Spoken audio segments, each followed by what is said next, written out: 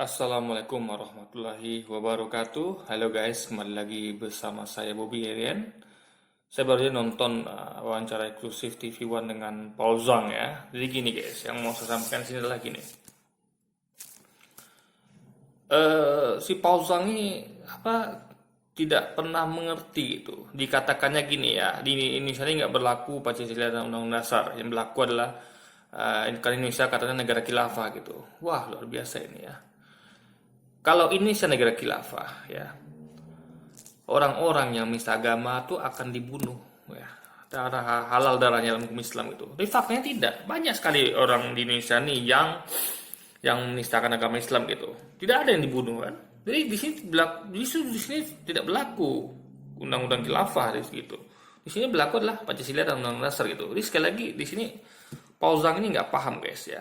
Jadi dia nggak ngerti apa itu negara khilafah gitu. Ya kan? Dia belum pernah hidup di negara khilafah gitu, ya kan? No, HTI yang memperjuangkan khilafah dibubarkan gitu. Bagaimana bisa dia memakai logika kalau katanya Indonesia adalah negara khilafah yang memakai hukum khilafah dan tidak memakai hukum Pancasila dan Undang-Undang Dasar, sedangkan yang berjuang mendirikan yang bukan mendirikan khilafah ya, yang mendakwakan khilafah aja seperti HTI dibubarkan oleh pemerintah gitu.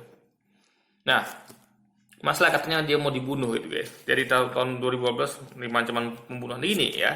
Saya mau sampaikan ya. Ini bukan masalah mayoritas ke minoritas, tapi ini masalah agama. Agama itu sensitif guys ya. Saya sampaikan ya, agama itu sensitif gitu. Saya dulu pernah ya, ini saya sedikit cerita ya. Saya dulu pernah berhubungan dengan seorang wanita Kristen ya, Protestan gitu. Jadi jadi waktu itu saya aja bahkan hampir mau dibunuh sama abangnya gitu, ya kan? Saya waktu itu, ya kan? Untung ada ibunya gitu, ibunya yang mencegah gitu kan. Nah, karena memang agama itu sensitif gitu. Saya tidak menyakiti adiknya gitu. Saya malah adiknya senang sama saya gitu, suka sama saya gitu kan. Tapi memang ini masalah agama guys, agama itu sensitif gitu kan. Nah, lalu ada lagi kemarin kisah mualaf ya, dokter apa saya lupa tuh, dokter siapa ya, saya baru dengar di Rasul TV ya, dokter yang PNS yang mualaf itu, jadi dia cerita sendiri gitu, gimana ketika dia ketahuan sholat oleh suaminya gitu kan, suaminya adalah seorang Kristiani gitu kan, dia itu yang kedua ya, waktu itu suaminya sudah marah melarang, yang kedua masih dilakukan juga oleh dia diam-diam gitu kan, tapi ketahuan, itu diancam mau dibunuh guys. Jadi dia tuh di apa namanya dihajar gitu ya, ditempeleng gitu kan, sampai jatuh, lalu kepalanya dibenturkan ke dinding guys, berkali-kali gitu, ya kan. Bahkan ketika ada sampai pun ke rumah mertuanya gitu, itu masih dipukul pahanya gitu kan. Dan bahkan diancam gitu, kalau kamu masih begini nanti anakmu gitu kan, yang paling kecil laki-laki waktu itu umur 3 tahun nggak salah saya gitu, kata dia cerita kan, itu akan dibunuh sama dia gitu. Jadi bukan cuma dia dibunuh tapi juga anaknya gitu. Lalu di Ambon Ambon Tibo CS ya, kerusuhan Ambon kemarin. Tibo CS adalah gerombolan teroris agama Kristen. Itu gimana dia mereka membantai kaum muslimin di Ambon gitu. Dia memang masalah agama nih sensitif guys ya. Atau ada apalagi kasus-kasus lainnya. Jadi ini bukan masalah Paul sebagai minoritas itu menerima perlakuan dari ancaman bunuh dari minoritas. Karena memang ini dia Paul itu ya melakukan penistaan agama. Gini ya. Kita bisa bedakan antara perbandingan agama ya dengan penistaan agama gitu. Misalnya gini, ada orang meyakini orang Kristen nih, dia mengatakan misalnya dia tidak percaya Nabi Muhammad adalah nabi gitu, ya kan? Dia tidak percaya bahwa Tuhan itu adalah Allah, tapi Tuhan itu adalah Yesus. Itu nggak masalah gitu, karena itu adalah perbandingan agama, itu kepercayaan dia. Tapi ketika dia mengatakan ya seperti dikatakan Paul Zhang itu ya, Nabi Muhammad itu adalah nabi yang maha cabulullah. Ini kan penistaan guys gitu, ya kan? Mengatakan seseorang cabul itu aja udah penghinaan, apalagi yang disebut adalah seorang nabi gitu. Kalau misalnya dikatakan ini kan, Nabi Muhammad itu kenapa sih poligami gitu kan, saya nggak suka gitu. Itu masih mending, itu kan penistaan ya, itu pendapat pribadi. Kalau misalnya dikatakan Nabi Muhammad itu kenapa sih apa dia apa ya kok perang gitu kan, saya nggak suka gitu, itu masih pendapat gitu ya kan. Misalnya saya suka cinta damai, itu masih bisa kita jelaskan gitu, masih bisa diperdebatkan. Tapi kalau sudah dikatakan cabul gitu kan, Nabi Muhammad itu yang mah cabul lah, ini jelas penistaan guys, penghinaan gitu. Jadi dia harus ngerti nih, jadi dia logikanya harus berpikir gitu guys. Jadi agama nih masalah sensitif itu. Saya aja ya, saya pribadi, saya membahas perbandingan agama ya. Saya aja ya, nih saya terangkan ya. Saya aja membahas tentang Kristen ya dan Islam, itu membandingkannya, komparasi agama gitu kan. Dan itu ada dalilnya gitu, tertulis. Misalnya saya katakan Yesus bukan Tuhan, kenapa? Dalilnya ada. Yesus berkata, ingatlah Israel, Tuhan Allah kita adalah Esa, satu-satu Tuhan. Atau demikianlah mereka mengenal engkau, satu-satu yang benar, dan mengenal Yesus Kristus yang telah kau utus. Ada dalilnya gitu, ya, saya sampaikan gitu. Itu aja disebut menista agama oleh beberapa orang Kristen yang tidak paham guys. Ya kan? Dikatakan saya menghina agama Kristen gitu. Itulah bukti sistem masalah agama ini gitu. Nah, tapi kalau kita kan negara demokrasi gitu, Pak. Makanya kalau saya nggak pernah mengatakan ada orang Kristen tuh yang lain ya, bukan kayak Paul Zhang ini. Ada yang tuh mengatakan misalnya misalnya menurut mereka orang yang poligami itu berzina gitu. Nah, itu masih bisa diperdebatkan gitu, ya kan? Asalnya tidak merujuk pada oknum gitu kan. Dan merujuk pada oknum pun kalau dia memang pikirannya itu memang nggak bermaksud untuk, karena kita ngerti lah mana orang bermaksud menghina sama tidak gitu. Bagi dia poligami itu atau nikah lagi itu adalah zina gitu. Padahal kan tidak gitu kan. Tapi itu it's okay. Itu pendapat dia, itu masih bukan taraf penistaan itu. Jadi begitulah sistem agama guys. Jangan kan lagi jadi kayak kemarin waktu itu pernah mau dibunuh oleh abang dari saya punya dulu ada hubungan spesial sama seorang wanita Kristiani gitu kan, berapa belas tahun yang lalu gitu kan. Itu mau dibunuh sama abangnya gitu. Padahal saya mayoritas kan, saya muslim mayoritas, dia minoritas gitu. Tapi memang itu guys, ini bukan masalah antara mayoritas ke minoritas atau sebaliknya, tapi ini masalah agama yang sensitif itu. Makanya jangan memang agama gitu. Kalau Anda misalnya Paul Zhang ini mau katakanlah istilah dia tuh dakwah atau apapun itu ya, silakan, nggak ada yang melarang gitu ya kan. Banyak di Indonesia ini apa istilah itu ya disebutnya, kayak debat di Facebook tuh banyak deh guys, debat agama, debat antar agama, dialog antar agama banyak gitu, masalah gitu. Tapi kalau udah sampai taraf menista ya sudah gitu, ini suatu penistaan ini harus dihukum gitu guys. Itu masalahnya, agar orang tuh cukup pada tahap berdebat gitu, tahap komparasi perbandingan, bukan tahap penistaan gitu. Nah, itu yang harus dipahami. Lalu jadi Paul Zhang ini banyak nggak paham guys. Lalu dikatakan dia misalnya dia kan berbohong kan. Jadi dia keluar negeri itu katanya di situ dikonfirmasi oleh siapa saya namanya saya lupa ini, yang di TV One itu, bahwa dia keluar negeri itu dengan visa wisata gitu. Tapi dia ngakunya bekerja gitu. Nah, ini dia udah berbohong gitu kan. Dia menggunakan visa wisata untuk bekerja di sana gitu. Luar biasa. Jadi memang orangnya memang akhlaknya memang nggak baik guys. Lalu bahkan PGI pun berkomentar keras gitu kan, tidak mengakui dia gitu. Jadi memang saya bersyukur ya PGI ya, atau mungkin ada teman-teman Kristen lain yang nggak setuju dengan pendapat kelakuan dia. Sangat terima kasih sekali gitu. Berarti teman-teman kita yang Kristiani itu dan PGI itu masih punya akal sehat gitu. Mereka bisa bedakan antara mana yang penistaan dan mana yang perbandingan agama gitu, ya kan? Perbandingan agama tidak dilarang guys, tapi yang penistaan ini yang dilarang gitu. Nah, jadi Paul Zhang bahkan dia memilih untuk meninggalkan Indonesia gitu kan, tidak mau pulang ya. Itu resiko dia sendiri gitu. Dia berbuat, dia harus tanggung jawab gitu. Anda berbuat, Anda harus tanggung jawab gitu, ya kan? Jadi kalau enggak gitu, Anda akan seenaknya nanti ya gitu kan. Lalu kata dia di sana tuh adalah kebebasan berpendapat. Enggak. Itu ada kebebasan menista namanya. Di Indonesia juga ada kebebasan pendapat, cuman memang ada kita memang mengakui undang-undang ITE kita nih memang harus menurut saya memang harus direvisi ya. Karena kenapa guys? Bukan bukan hanya minoritas yang kena guys, mayoritas juga kena loh. Anda bayangkan ya, banyak yang kena undang-undang ITE itu dari mayoritas juga gitu. Seperti Ahmad Dhani ya, lalu Ustadz Gus Nur. Itu lama loh padahal ya. Oh, siapa lagi namanya? Banyak lain lagi yang kena undang-undang ITE.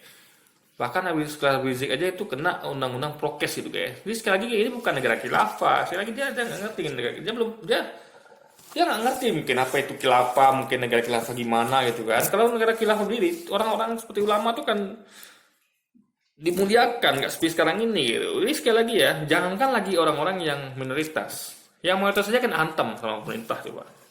Habib Rizik Sihab, ya kan, Gus Nur, yang lain-lain juga. Jadi masalah Indonesia ini adalah bukan mayoritas mengantar minoritas gitu, ya kan? Tapi yang berkuasa menindas yang nggak berkuasa gitu, yang berkuasa menindas rakyat gitu kan?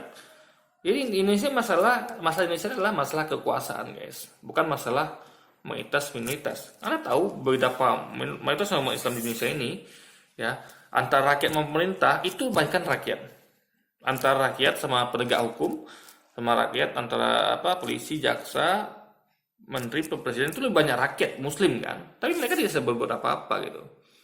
Di Indonesia ini masalah kekuasaan atau kayak orang-orang yang melaporkan coba kita lihat ya, banyak yang Abu Janda dilaporkan tidak tembus, Ade Armando Nistega dilaporkan tidak tembus. Kenapa? Karena mereka adalah buzzer gitu.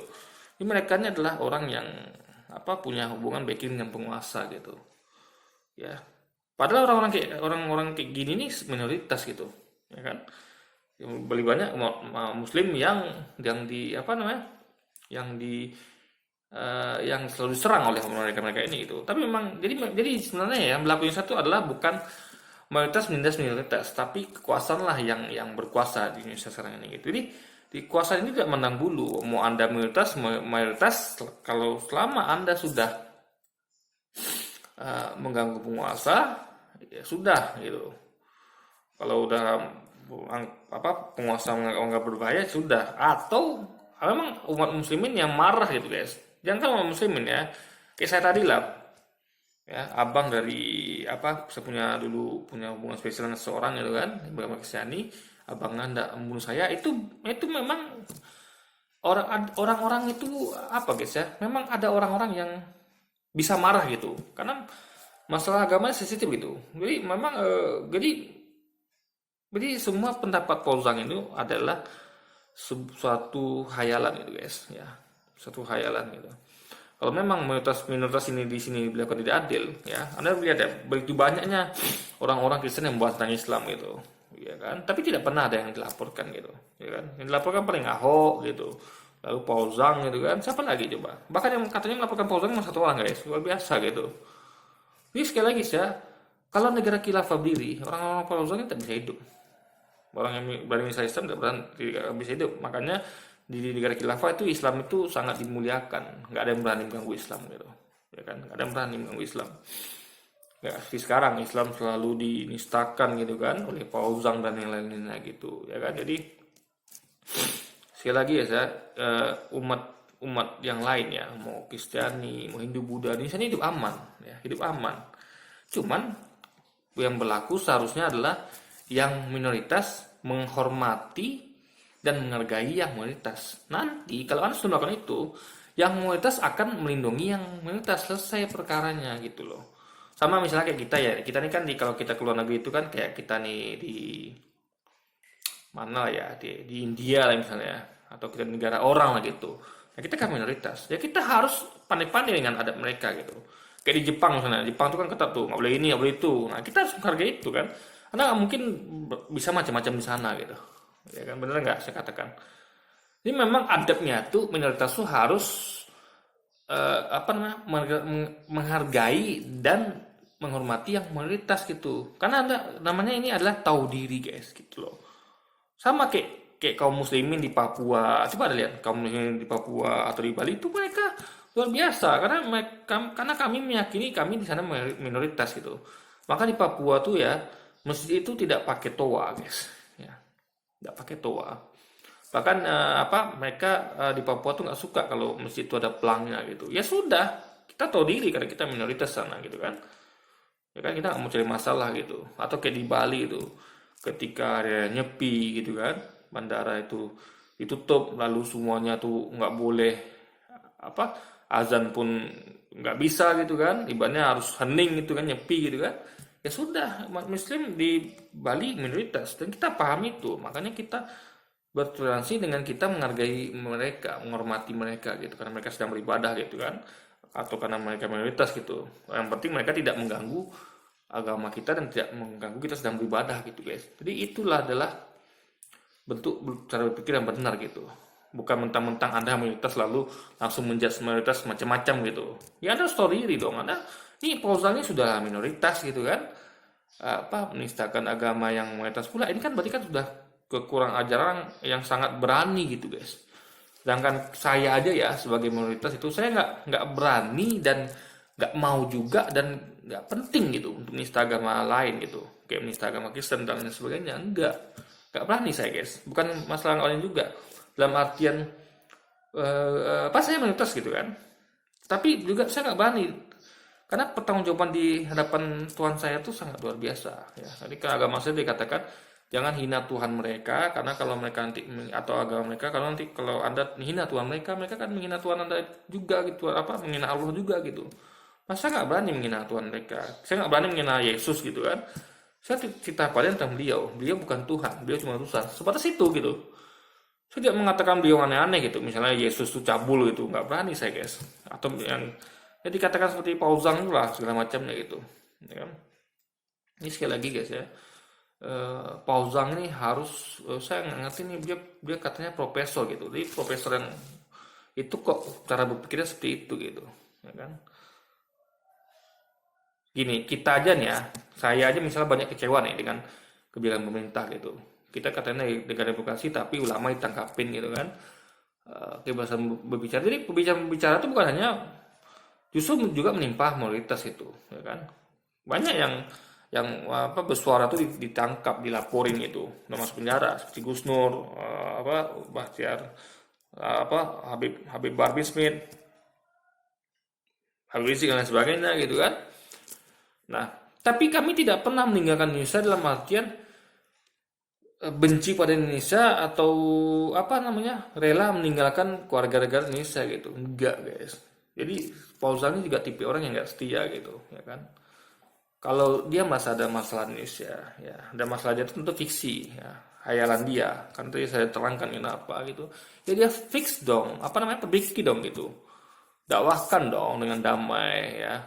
Tolong yang mayoritas lindungi kami dong gitu. Nah, nanti kita yang mayoritas akan mengatakan ya udah kalau kalian mau dilindungi dan kami memang selalu melindungi kalian kan selama ini. Bahkan Anda tahu nggak, gereja aja dijagain itu sama Banser kan, sama Ansur selalu menjaga gereja, polisi tentara jagain gereja ketika ada ibadah gitu.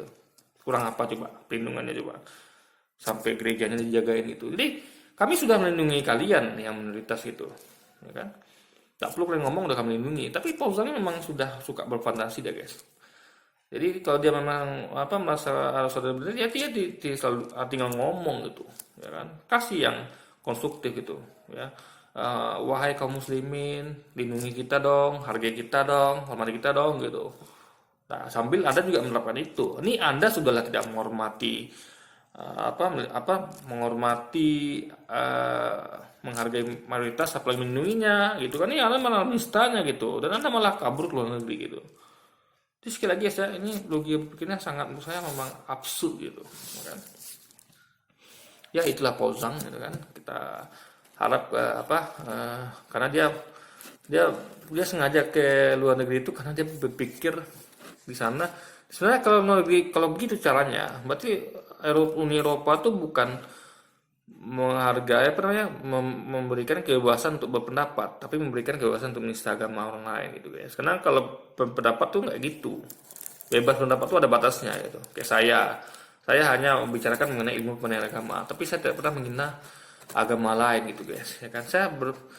Saya ngomong tuh selalu ada dalilnya gitu. Jadi tidak ada orang juga ya yang dari Kristiani gitu yang ngomong itu tidak ada dalilnya gitu kan. Tapi saya selalu pakai dalil gitu. Dan itu aja sudah dianggap nista gitu. Apalagi yang tidak ada dalil tadi, atau apalagi yang kayak Fauzan ini jelas-jelas yang nggak pantas dikatakan orang yang cabul gitu, apalagi yang Nabi Muhammad dikatakan gitu kan. Jadi seperti itulah guys ya. Oke. Jadi mungkin sekian dulu video kita kali ini. Sampai jumpa lagi di video-video selanjutnya. Wassalamualaikum warahmatullahi wabarakatuh.